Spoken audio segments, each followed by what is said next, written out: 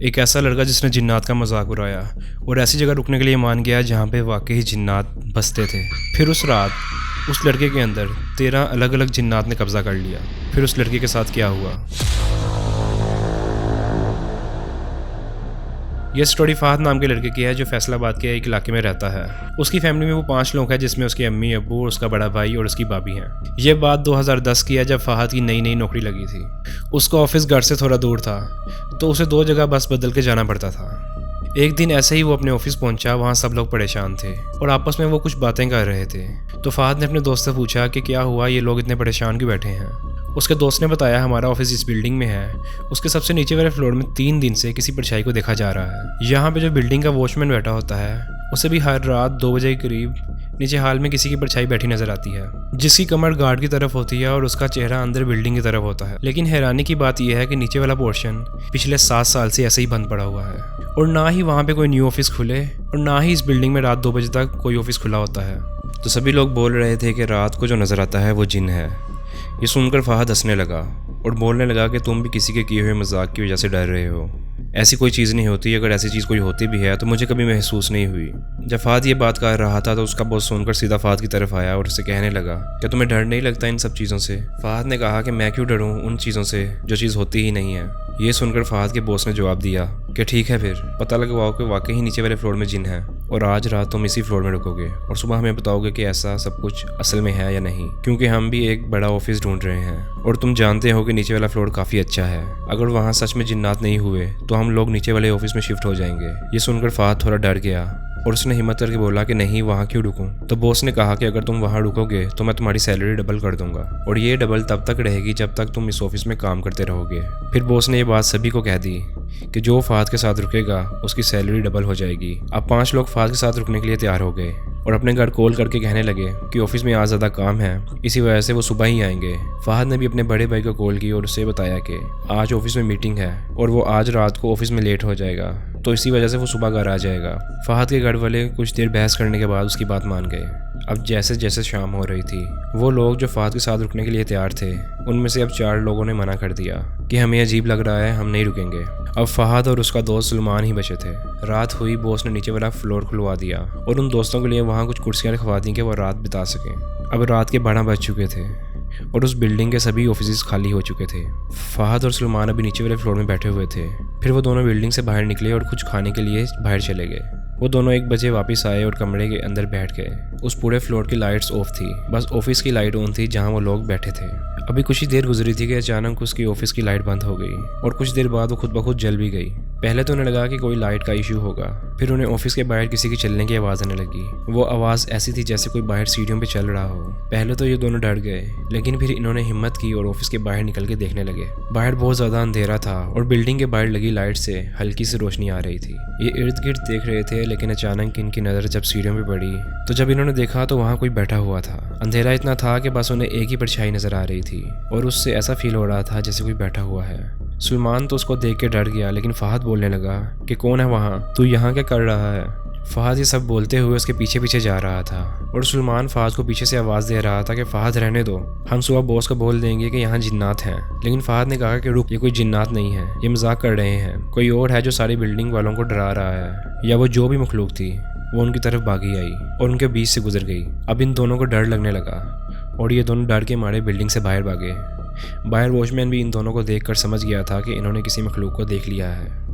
یہ دونوں اب باہر واچ مین کے پاس بیٹھے تھے اور اب ان کو یقین ہو چکا تھا کہ بلڈنگ کے اندر کچھ تو ہے، وہاں کوئی ایسی مخلوق تو ہے جو واچ مین کو بھی نظر آتی تھی۔ سلمان اور بلڈنگ کا واچ مین ابھی اسی بارے میں بات کر رہے تھے، لیکن فہد اب چپ چاپ کھڑا تھا، ان دونوں کو ایک عجیب طریقے سے دیکھ رہا تھا۔ واچ مین نے پہلے اس چیز کو نوٹ نہیں کیا اور فہد سے پوچھا کہ بیٹا تم ٹھیک ہو؟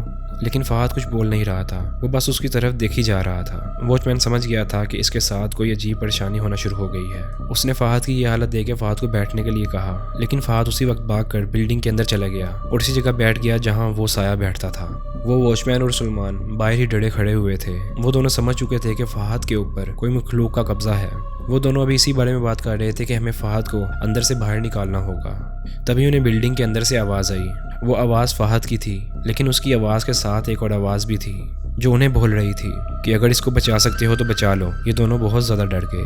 کیونکہ جس طرح سے یہ دونوں باہر باتیں کر رہے تھے فہد بلڈنگ کے اندر بیٹھ کر ان کی باتیں نہیں سن سکتا تھا، لیکن صرف فہد نے ان کی بات نہیں سنی بلکہ ان کو جواب بھی دیا، اور جواب بھی ایسی آواز میں دیا کہ وہ دونوں کی ہمت نہیں تھی کہ وہ دونوں بلڈنگ کے اندر جا سکیں اور فہد کو باہر لا پائیں۔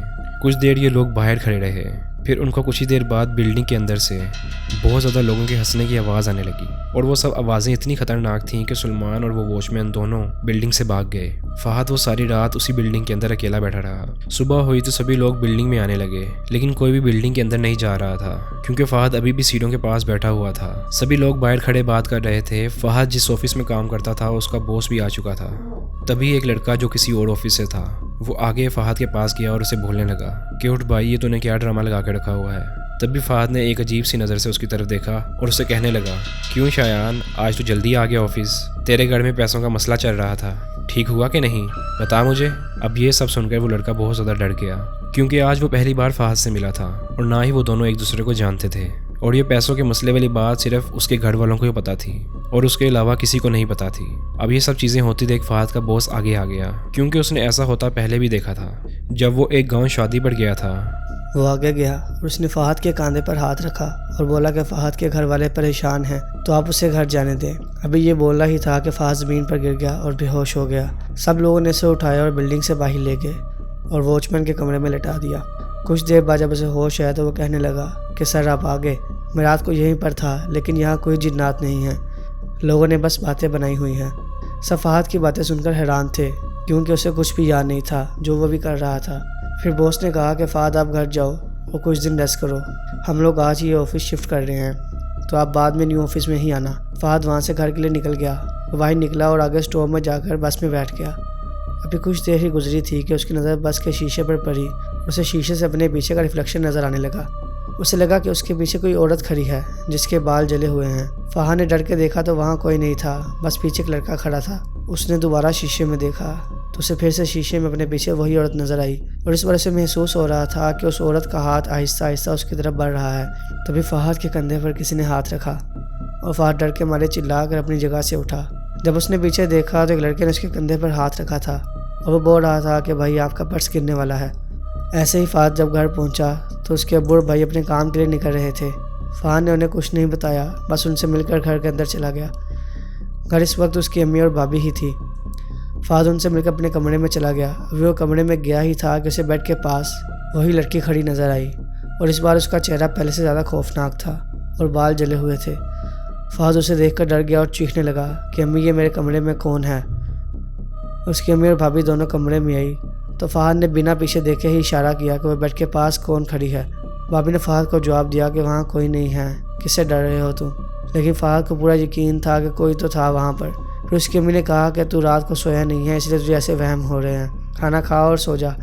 فہد نے ہاں کیا اور وہ کھانا کھانے کے لیے بیٹھ گیا، اور دیکھتے ہی دیکھتے فہد 4 لوگوں کا کھانا اکیلا ہی کھا گیا، اور پھر بھی وہ بول رہا تھا کہ اسے اور بھوک لگی ہے۔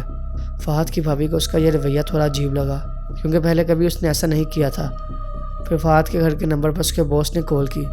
اس کی بھابھی نے فون اٹھایا تو باس نے بولا کہ فہد گھر پہنچ گیا، وہ ٹھیک ہے؟ بھابھی نے پوچھا کہ آپ ایسا کیوں بول رہے ہیں؟ تبھی فہد ایک دم سے بھابھی کے پیچھے آ گیا اور فون کی طرف منہ کر کے بولا کہ پتہ نہیں اس لڑکے کو کیا ہوا ہے۔ اس وقت فہد کی آواز اتنی عجیب تھی کہ ڈر کے مارے بھابھی کے ہاتھ سے موبائل گر گیا۔ فہد ایک عجیب سی آواز میں ہنسنے لگا۔ گھر والے بھی سمجھ چکے تھے کہ اس کے ساتھ کچھ مسئلہ تو ہوا ہے۔ فہد کی امی نے اس کے ابو اور بھائی کو کال کی اور انہیں ساری بات بتائی۔ وہ لوگ بھی کچھ دیر میں گھر واپس آ گئے۔ فہد کی حالت ابھی بھی ویسی ہی تھی۔ اب شام کا وقت ہو چکا تھا اور فہد کو ایک کمرے بند کیا ہوا تھا۔ فہد بس اندر سے چیخ رہا تھا کہ اسے باہر نکالو، اور کبھی کبھی کمرے کے اندر سے 2-3 لوگوں کے بات کرنے کی آواز آنے لگتی۔ گھر والے پریشان تھے کہ آخر فہد کو کہاں لے کر جائیں اور کس سے مدد مانگیں۔ پھر تبھی گھر والوں کو فہد کے باس کی کال آئی اور اس نے گھر والوں کو بتایا کہ اس نے اپنے گاؤں سے ایک عالم کو بلایا ہے جو کہ ان چیزوں کا علم رکھتے ہیں اور وہ فہد کو عالم سے ملوانا چاہتے ہیں۔ فہد کے بھائی نے باس کو اپنے گھر کی لوکیشن سینڈ کر دی اور باس نے کہا کہ وہ لوگ عشاء کی نماز کے بعد گھر آئیں گے۔ پھر کچھ گھنٹے ایسے ہی گزر گئے۔ فہد کے کمرے سے وہ آوازیں 1 منٹ کے لیے بھی نہیں رکی۔ جب عالم ان کے گھر آیا تو فہد کے کمرے سے آواز آنے لگی، چاہے جس کو بھی لے آؤ ہم اس لڑکے کو نہیں چھوڑیں گے۔ عالم سب گھر والوں سے ملے۔ انہوں نے کہا کہ 2 لوگ میرے ساتھ کمرے میں آئیں گے جو کہ فہد کو قابو میں رکھیں گے۔ پھر فہد کا بڑا بھائی اور اس کا باس عالم کے ساتھ کمرے کے اندر چلے گئے۔ اور جیسے ہی عالم قرآن پاک کی آیات کو پڑھنے لگے تو فہد نے چیخنا شروع کر دیا۔ فہد کا بھائی اور بوس اسے پکڑ کر رکھا ہوا تھا اور وہ چیختے ہوئے بس یہی بول رہا تھا کہ ہم اس لڑکے کو اپنے ساتھ لے کر جائیں گے۔ گھر والے جو کمرے کے باہر بیٹھے ہوئے تھے ان کا کہنا تھا کہ فہد الگ الگ آوازوں میں چیخ رہا تھا، جن میں کبھی کسی برے شخص کی آواز، کبھی کسی عورت کی آواز آتی تھی۔ یہ سلسلہ تقریباً 1.5 سے 2 گھنٹے تک چلتا رہا۔ فہد کا بڑا بھائی اور اس کا بوس فہد کو سنبھالنے کی کوشش کر رہے تھے، لیکن فہد نے ان لوگوں کو بھی زخمی کر دیا تھا۔ ان کے جسم پر بھی فہد کے ناخنوں اور دانتوں کے نشان واضح نظر آ رہے تھے، لیکن پھر بھی ان لوگوں نے فہد کو چھوڑا نہیں، اور عالمی جب سے اس کمرے کے اندر داخل ہوئے تھے تبھی سے قرآن پاک کی آیات کو لگاتار پڑھ رہے تھے۔ ان کی حالت بھی اب خراب ہو چکی تھی۔ پھر 1.5 گھنٹے بعد فہد کے چیخنے کی آوازوں کا آنا بند ہو گیا۔ جب عالم، فہد کا بڑا بھائی اور بوس کمرے سے باہر نکلے تو ان لوگوں کی حالت خراب تھی، جیسے کوئی بہت ہی طویل جنگ لڑی ہو۔ فہد بھی نڈھال ہو کر زمین پر گرا ہوا تھا، اس کے جسم پر جگہ جگہ زخم کے نشان تھے، ایسا لگ رہا تھا جیسے وہ بہت ہی تکلیف سے گزرا ہو۔ فہد کے بڑے بھائی اور بوس کے جسم پر بھی فہد کے ناخنوں اور دانتوں کے نشان تھے، ان لوگوں کی بھی حالت خراب تھی۔ پھر وہ سب لوگ باہر گھر والوں کے ساتھ آ کر بیٹھ گئے۔ پھر عالم نے بتایا کہ اس کے اوپر تقریباً 13 جنات تھے اور وہ سب بہت غصے میں تھے کیونکہ فہد نے ان سب کے بارے میں بہت برا بولا تھا اور وہ لوگ اس کی جان لیے بغیر اس کو چھوڑنا نہیں چاہتے تھے۔ لیکن اللہ کا شکر ہے کہ اس کے کلام کی برکت سے اور ان دونوں کی محنت سے آخرکار وہ جنات اب فہد کے جسم کو چھوڑ چکے ہیں۔ پھر اس واقعے کو کچھ وقت گزر گیا، لیکن تب بھی فہد کو جنات کی موجودگی اپنے ساتھ محسوس ہوتی تھی۔ اسے کبھی کبھی شیشے میں اپنے پیچھے وہی لڑکی کھڑی نظر آتی۔ فہد کے گھر والوں نے دوبارہ عالم سے بات کی۔ جب فہد ان سے ملا تو انہوں نے بتایا کہ 13 میں سے 11 جنات اس کو چھوڑ چکے ہیں، لیکن 2 ہیں جو ابھی بھی کبھی کبھی اس کے ساتھ جڑنے کی کوشش کرتے ہیں۔ پھر عالم نے فہد کو کچھ اسکار کرنے کو دیے اور شیشہ دیکھنے سے منع کر دیا۔ یہ اسکار کا سلسلہ اگلے 1 سال تک چلا اور اس 1 سال میں فہد شیشے کے سامنے نہیں گیا۔ اب فہد کے ساتھ ایسا کوئی مسئلہ نہیں ہے، اور اس واقعے کے بعد اس نے دوبارہ کبھی بھی جنات اور دوسری نیگیٹو انرجیز کے بارے میں برا نہیں بولا۔ تو کیسی لگی آپ کو یہ ویڈیو اچھی لگی اس ویڈیو کو لائک کریں اور شیئر کریں اور ہمارے YouTube چینل کو جا کے سبسکرائب کریں۔